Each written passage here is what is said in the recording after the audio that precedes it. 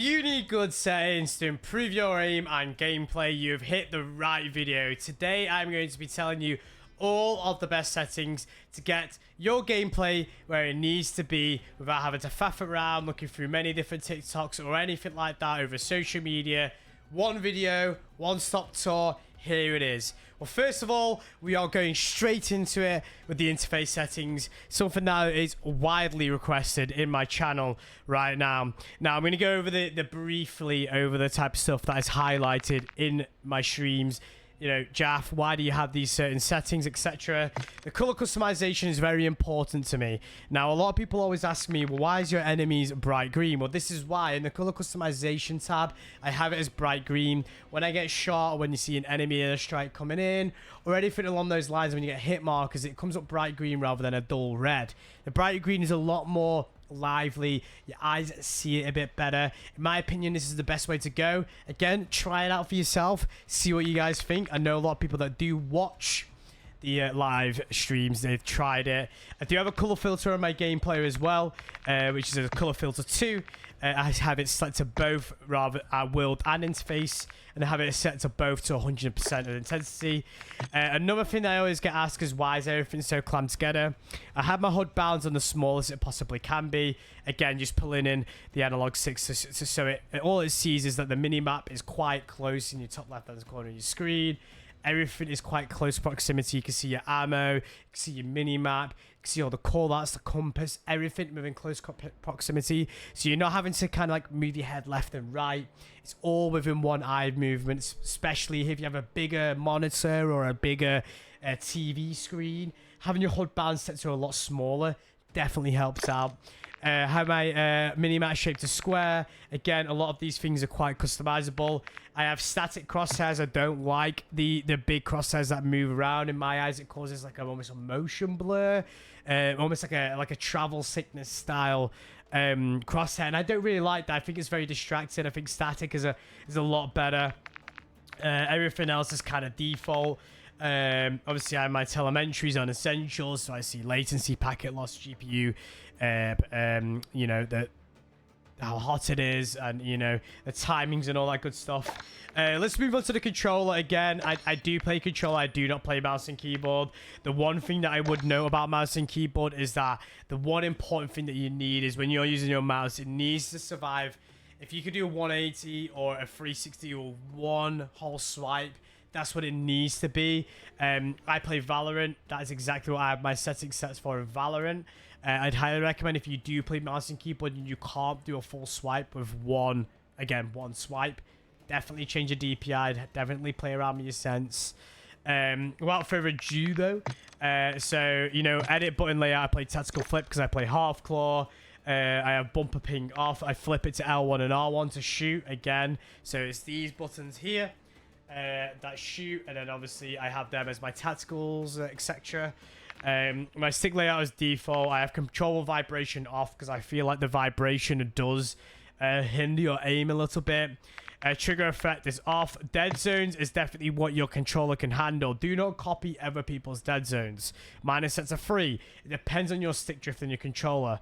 Higher the stick drift, the higher your dead zone needs to be. The one thing I would copy is your trigger dead zone. Set that to 0. Doesn't need to be higher. It just means that when you throw a lethal or a tactical, it's a lot more easier and off the bumper.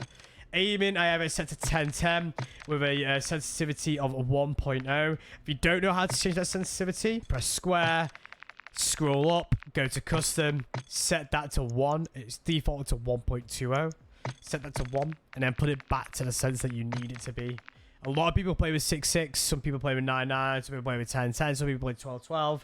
Try out your sense for yourself. Again, 10.10 may work for you, but it may not. I do recommend maybe trying and starting off with maybe a 5.5 and then working your way up and finding the perfect sensitivity for you. ADS multiplier is 0.70, which means that when I'm ADS in the game, it obviously slows down a little bit. ADS multiplier, so the sensitivity multipliers is all default. I don't recommend you play around with that. Some people do. I highly don't recommend it. Again, each individual is different when it comes to sensitivities, but if you want to try and play around with it, by all means do so. Vertical, all standard. Aim response curve is very important. If you're someone that struggles with aim assist and it can't quite lock on with it, I'd highly recommend standard. If you are someone that can take advantage of aim assist, then I'd definitely recommend dynamic. If you are a sniper player and you literally only play snipers, I'd highly recommend trying linear. Again, I think dynamic's the perfect hybrid between linear and standard. It's ideal for, again, more experienced players. If you are someone that struggles with aiming, then standard's definitely the way to go. If you're someone that's experienced, but you definitely need the aim assist at closer range, mid-range, dynamic's the way to go. But if you are a sniper player and you definitely just main snipers and you're pretty good with your aim, linear whacking on it definitely does help. It does have its drawbacks. Close range gunfights are pretty horrible. Target aim assist is on. And I have it set to default. Don't try to mess around with other people's.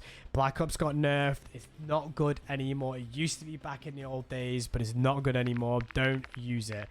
Gameplay, tactical auto attack sprint is definitely necessity in my opinion. A single tap run as well. Again, if you don't run it, but you know, I have it on. Ground mantle I have on. Slide only behavior is very important. People experiment with hybrid or slide only. I personally think slide only. Very important that you try these settings because it will change your movement in a very, very, very good way. Scrolling down a little bit, just try and prioritize interact is a contextual tap if you played Warzone 1. Very, very important.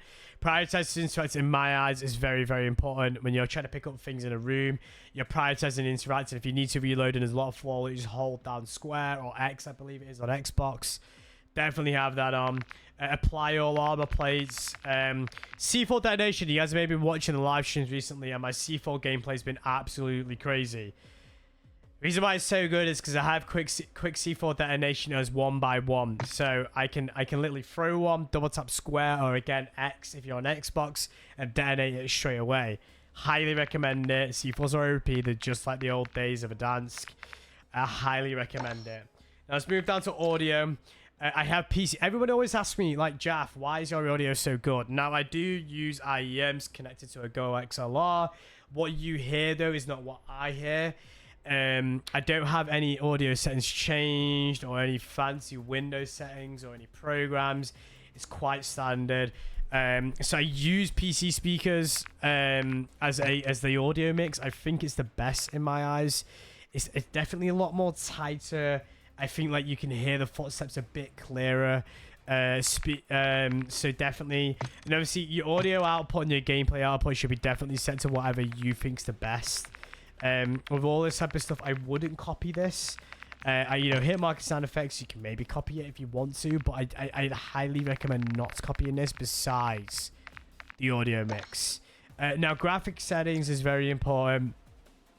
I do play a full screen exclusive, but because I'm recording this video, it's exclusive, it's borderless.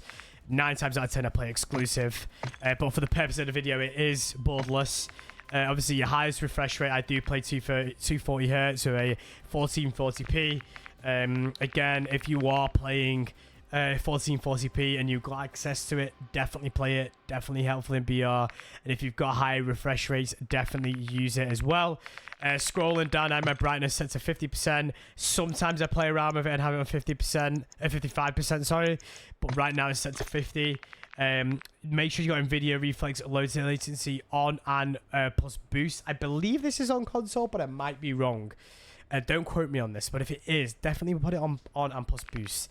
Eco mode efficiency, VSync off, VSync in menus is off as well. I don't know why it's on 100% next. I think obviously I changed it between the full screen and full screen borderless. Frame rate unlimited, rain not optimal. HDR always off. In my eyes, HDR is not worth it. Your render resolution needs to be 100%, otherwise you start getting issues. Now, this is the debate that a lot of people go through.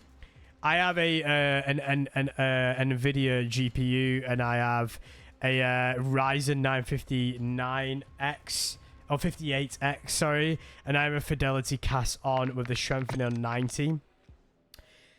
I believe if you're playing Intel, you're meant to put NVIDIA DLSS on.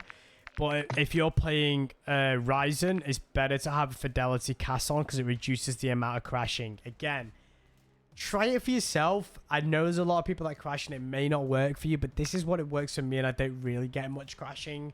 You know, once in a blue moon I get crashing more than anything. But try it out for yourself. It may not work for you. Depth of field off, 100% necessity. Texture resolution on normal, and everything else is just on very low or low. Shadow qualities, again, I have it on low and very low. The only thing that's on normal setting is, like I said, is the texture resolution.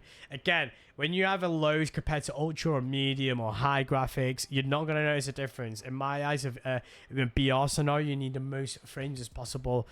And the texture resolution is the only thing that should be normal, not high, normal, and everything else should be off or on low. Field of view, 120. Now, a lot of people don't know this. If you have anything above 105 FOV, your aim assist gets affected if you're on console or using a controller in a PC.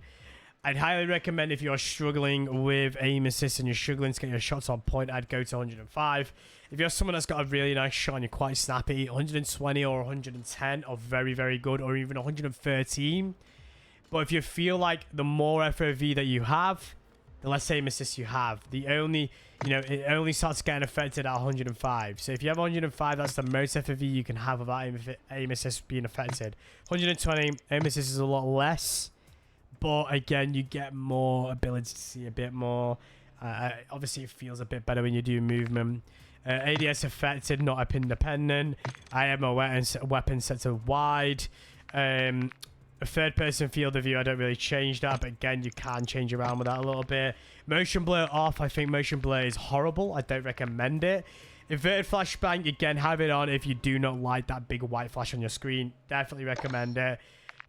But those are the main settings that I run in any sort of VR or anything like that. Again, it is definitely selective to each individual, so then do take all these settings with a pinch of salt. But like I said, all in all, this is what you want to be running. But again, if it doesn't work for you, please don't slate me. Try it out for yourself. But again, may go back to take some photos of your old settings to make sure that you're cross-checking it all. I wanted to kind of touch on the classes a little bit, because these are the type of stuff that I use standard across the board. I always use a smoke grenade, and I'm now always using C4s. Highly recommend it. Guns, obviously, you need to be checking out live streams, and obviously the videos. I do have all the gun classes in there. And my perks, again, double time, Mountaineer, I have on 99% of my classes. Tempered, again, I do switch high alert out for flex sometimes. Again, depends on the type of day that I'm having. If I'm dying to a lot of C4s or bouncer Bettys or Claymores, I tend to switch just flex instead of high alert. But again, personal preference. But yes, guys, let me know how you guys get on with the custom classes and settings down below, and how you get on overall. Make sure you drop yourself a comment and a like on the video. And again, until next time, guys, I love you guys to bits, and I'll catch you all in the next video. Peace, guys. Bye-bye.